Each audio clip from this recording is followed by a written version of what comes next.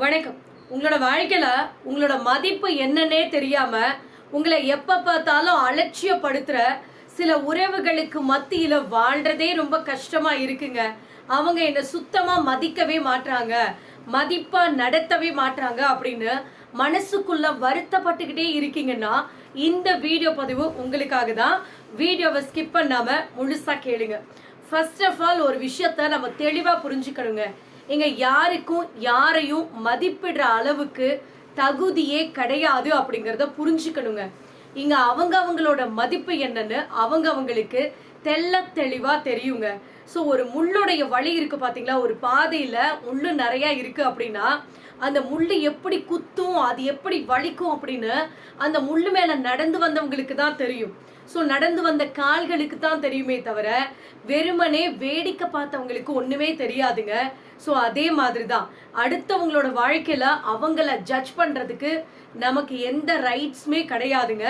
அவங்களுக்கு தகுதியே கிடையாது, அவங்களுக்கு இதெல்லாம் ஒர்த்தே கிடையாது அப்படின்னு நமக்கு நம்ம ஃபிக்ஸ் பண்றதுக்கு நமக்கு தகுதி கிடையாது அப்படிங்கிறத முதல்ல புரிஞ்சுக்கணும். அதே மாதிரி சில பேர் உங்களை மதிக்கல, உங்க மதிப்பு தெரியாம பேசுறாங்க அப்படின்னு அவங்க கிட்ட போயிட்டு உங்களோட மதிப்பை நீங்க ப்ரூஃப் பண்ணணும் அப்படின்னு அவசியமே கிடையாதுங்க. உங்களோட மதிப்பு தெரியாத சில பேர்கிட்ட நீங்க பேசி மன்றாடி புரிய வைக்கணும்னு நினைக்கிறது கல்லு கிட்ட போய் கதை சொல்றதுக்கு சமம். ஸோ அந்த மாதிரி மனுஷங்க கிட்ட இருந்து நீங்க விலகி வர்றதுதான் உங்க வாழ்க்கைக்கு நல்லது. அதை தெளிவா புரிஞ்சுக்கோங்க. எல்லாமே தெரியும் அப்படிங்கிறவங்களை விட ஸோ வாழ்க்கையில என்னால முடியும் அப்படின்னு முயற்சி பண்றாங்க பாத்தீங்களா, அவங்களால எதையுமே சாதிக்க முடியுங்க. சில பேர் இருக்காங்க ஒண்ணுமே தெரியலனா கூட எனக்கு எல்லாமே தெரியும் அப்படின்னு தம்பட்டம் அடிச்சுக்கிறாங்க பாத்தீங்களா. பெருசா அவங்கள நல்லா வாட்ச் பண்ணி பாத்தீங்கன்னா அவங்க லைஃப்ல பெருசா ஒன்னும் அச்சீவ் பண்ணிருக்கவே மாட்டாங்க. ஆனா ஒண்ணுமே தெரியலன்னு வெளியில சொல்லிக்கிட்டு நிறைய விஷயங்களை முயற்சி பண்ணிக்கிட்டே இருக்காங்க பாத்தீங்களா. அவங்க நல்லா கவனிச்சு பாத்தீங்கன்னா அவங்க லைஃப்ல சீக்கிரத்துல மேல வந்துருவாங்க. ஸோ என்னைக்குமே எனக்கு எல்லாம் தெரியும் அப்படின்லாம் நினைக்காதீங்க. எனக்கு எல்லாம் எது வந்தாலும் பார்த்துக்கலாம் அப்படின்னு தைரியத்தோட இருங்க. வாழ்க்கையில எது நடந்தாலும் உங்களால ஈஸியா ஹேண்டில் பண்ண முடியுங்க. என்னைக்குமே நம்மளோட மன கஷ்டங்களையும் கவலைகளையும் இங்க யாருக்கும் தெரியாதுங்க. ஸோ நம்ம மனசுல எவ்வளோ பிரச்சனை இருக்கு, கஷ்டம் இருக்கு, நாம எப்படியெல்லாம் வாழ்ந்துட்டு இருக்கோம் அப்படிங்கறதெல்லாம் பெருசா யாருக்கும் தெரியாது. ஸோ அதை பத்தி யாரும் இங்க விமர்சனம் பண்ண மாட்டாங்க. ஆனா உங்களுடைய பேச்சுல பிழை இருந்துச்சு அப்படின்னா நீங்க செய்யற அந்த செயல்கள்ல ஏதாவது குறை இருந்துச்சு அப்படின்னா அதுதான் முதல்ல அவங்களோட கண்ணுக்கு தெரியும். ஸோ பாக்குறவங்களுக்கு ஒண்ணுமே தெரியாதுங்க. தூரத்துல இருந்து பாக்குறவங்களுக்கு நம்ம என்ன செய்யறோம் ஏது செய்யறோம்னு எதுவுமே தெரியாது. ஏதாவது குறை நம்ம மேல இருந்துச்சு அப்படின்னா சட்டுன்னு அது அவங்க கண்ணுக்கு தெரிஞ்சிடும். ஆனா நம்ம மனசுக்குள்ள இருக்கிற கஷ்டங்கள் பிரச்சனைகள்லாம் எதுவுமே தெரியாது. ஸோ அப்படி எதுவுமே தெரியாத தூரத்துல இருந்து நம்மளை பத்தி விமர்சிக்கிற சில பேருக்காக நம்ம வருத்தப்படணும்னு அவசியமே கிடையாது. அந்த மாதிரி மனுஷங்க சில பேர் நம்மளை விமர்சனம் பண்றாங்க அப்படின்னா அதை காது கொடுத்து கேட்காதீங்க, அதை ரியாக்ட் பண்ணாதீங்க. அது நமக்கு தான் பிரச்சனை. ஸோ அவங்க சொல்ற எல்லா விஷயத்துக்கும் நம்ம ரியாக்ட் பண்ணிக்கிட்டே இருந்தோம் அப்படின்னா நம்மளோட லைஃபை நம்ம நிம்மதியா வாழ முடியாது. ஞாபகம் வச்சுக்கோங்க. சண்டை போட்டு விலகினதுக்கு அப்புறமும் ஒரு குடும்பத்துல ஒரு ஆணோ பெண்ணோ, அது ஒரு கணவனா இருக்கட்டும், மனைவியா இருக்கட்டும், இல்ல ஃப்ரெண்டா இருக்கட்டும், யாரா வேணாலும் இருக்கட்டுங்க, சண்டை போட்டு விலகினதுக்கு அப்புறமும் அவங்க சொன்ன ரகசியத்தை வெளியில சொல்லாத யார் ஒருத்தர் காப்பாத்துறாங்களோ அங்கதான் உண்மையான ஆழமான அன்பு காதல் இருக்குதுங்க. ஸோ சில பேர் இருக்காங்க சண்டை போட்டு விலகி வந்துட்டோம் அப்படின்னா அவங்க நம்ம கிட்ட நல்லா பேசினப்ப சந்தோஷமா இருந்தப்ப அவங்க நம்ம கிட்ட ஷேர் பண்ண சில விஷயங்கள்ல சில வீக்னஸை அப்படி எல்லாரும் முன்னாடியும் கொஞ்சம் கூட தயவு தாட்சனை பார்க்காம அசிங்கப்படுத்துற மாதிரி பேசுற சில பிறவிகள் இருக்காங்க. ஸோ அவங்கள என்ன பண்றதுன்னு தெரியல. சில பேர் இன்னமும் அப்படிதான் இருக்காங்க. ஸோ அவங்க நம்மளை நம்பி சில விஷயங்கள் சொல்றாங்க அப்படின்னா அதை நீங்க வெளியில சொல்ல மாட்டீங்கிற நம்பிக்கையில சொல்லியிருக்கிறது.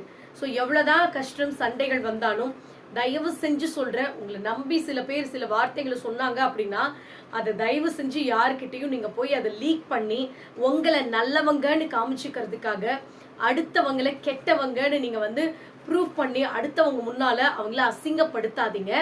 அது இருக்கிறதுலே ரொம்ப சில்லியான ஒரு கேவலமான ஒரு விஷயம். தயவு செஞ்சு அந்த விஷயத்த செய்யாதீங்க. என்னைக்குமே இந்த உலகத்துல தாங்க முடியாத சுமை அப்படின்னு ஒண்ணுமே கிடையாதுங்க. ஸோ எதுவுமே இல்லை அப்படின்னா கூட நம்ம மனசுல தைரியம் அப்படிங்கிற ஒரு விஷயம் கண்டிப்பா வேணுங்க. இந்த உலகத்திலே எதுவுமே இல்லைனாலும் எல்லாத்தையும் சுமக்கிற அந்த மனப்பக்குவம் வந்துருச்சுன்னு வச்சுக்கோங்களேன், பாறையும் நமக்கு வெறும் பஞ்சு மெத்ததாங்க. ஸோ பக்குவம் மட்டும்தான் நம்மளுக்கு தேவை. வாழ்க்கையில அது நடந்துருச்சு இது நடந்துருச்சுன்னு வருத்தத்திலேயே வாழ்க்கையை ஓட்டாதீங்க. ஸோ எது நடந்தாலும் பார்த்துக்கலாம் அப்படிங்கிற பக்குவம் இருந்துச்சுன்னு வச்சுக்கோங்களேன், உங்களை யாராலையும் வீழ்த்தவே முடியாது. ஞாபகம் வச்சுக்கோங்க. இந்த வயசுல உனக்கு இது தேவையா அப்படின்னு வயசானதுக்கு அப்புறமோ இல்ல இந்த வயசுலயே உனக்கு இது தேவையா அப்படின்னு சின்ன வயசுலயோ யாரையாவது நம்ம கமெண்ட் பண்ணணும் அப்படின்னா, இல்ல அந்த மாதிரியான ஒரு சுச்சுவேஷன்ல நம்ம இருக்கிறோம், இவங்களை வந்து நான் இப்படி சொல்றேன் அப்படின்னா, தயவு செஞ்சு அதுக்கு முன்னாடி ஒரே ஒரு விஷயத்த நல்லா யோசிச்சு பாருங்க.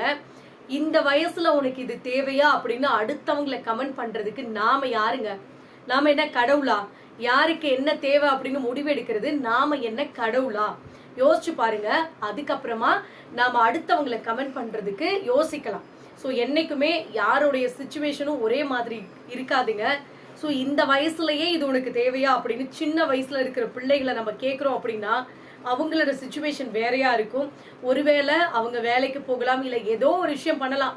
ஸோ அவங்கள வந்து ரொம்ப சீப்பா பேசுறது தயவு செஞ்சு அந்த மாதிரி பண்ணாதீங்க. அதே மாதிரி இந்த வயசுல உனக்கு இது தேவையா அப்படின்னு வயசானவங்க கிட்ட இல்ல கொஞ்சம் முதியவர்கள் கிட்ட ஏதாவது கேட்கணும்னு நினைச்சீங்கன்னா, ஒரே ஒரு விஷயத்தை யோசிச்சு பாருங்க. அவங்க வயசுல சில விஷயங்களை அனுபவிக்காம விட்டுருந்திருக்கலாம். ஸோ இப்ப அனுபவிக்கணும்னு நினைக்கலாம். தப்பு இல்லாத அவங்க எந்த விஷயம் பண்ணாலும் அது சரிதாங்க.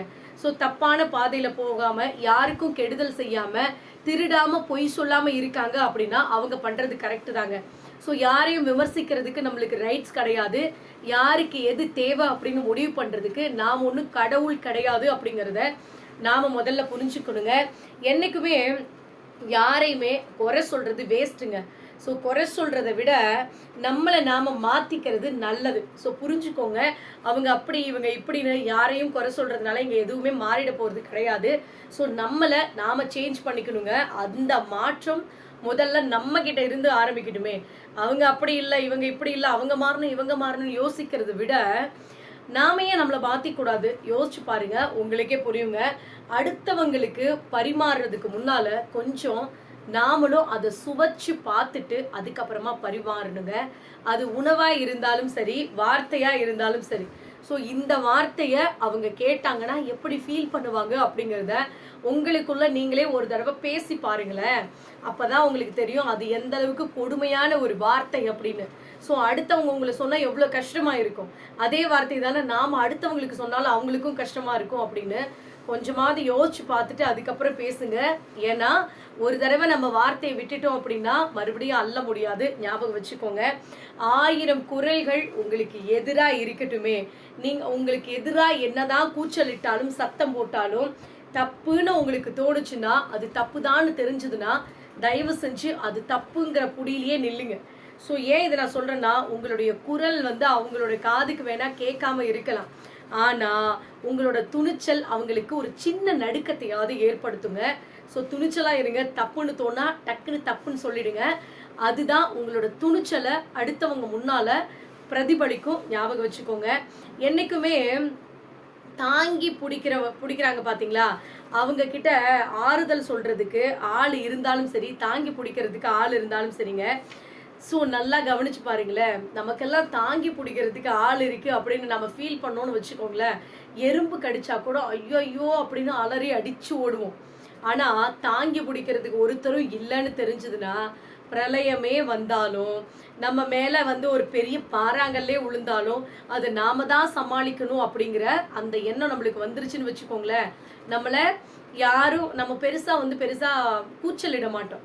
பார்த்துக்கலாம் அப்படிங்கிற ஒரு தைரியம் வந்துடும். ஸோ உங்களுக்கு யாருமே இல்லை அப்படின்லாம் வருத்தப்படாதீங்க. உங்களுக்கு நீங்க இருக்கிறீங்க. தைரியமா தன்னம்பிக்கையோட நடை போடுங்க. ஸோ யார் இருந்தா என்ன, யார் இல்லைன்னா என்ன, உங்களை புரிஞ்சுக்கிட்டவங்க உங்க கூட இருக்கட்டுங்க. உங்களை புரிஞ்சுக்காத இருக்கிறவங்க உங்களை விட்டு விலகி போகட்டுமே, தப்பு கிடையாது. ஸோ புரிஞ்சுக்காத சில பேர்கிட்ட போய் எக்ஸ்பிளைன் கொடுத்து அவங்கள பிடிச்சி வச்சுக்கணும்லாம் நினைக்காதீங்க.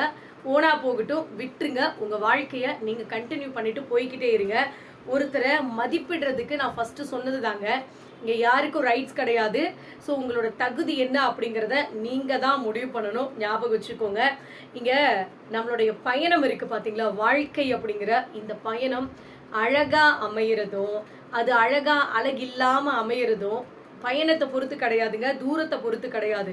நம்ம கூட துணைக்கு வராங்க பார்த்தீங்களா, நம்மளோட லைஃப் பார்ட்னர் அவங்கள பொறுத்து இருக்குதுங்க.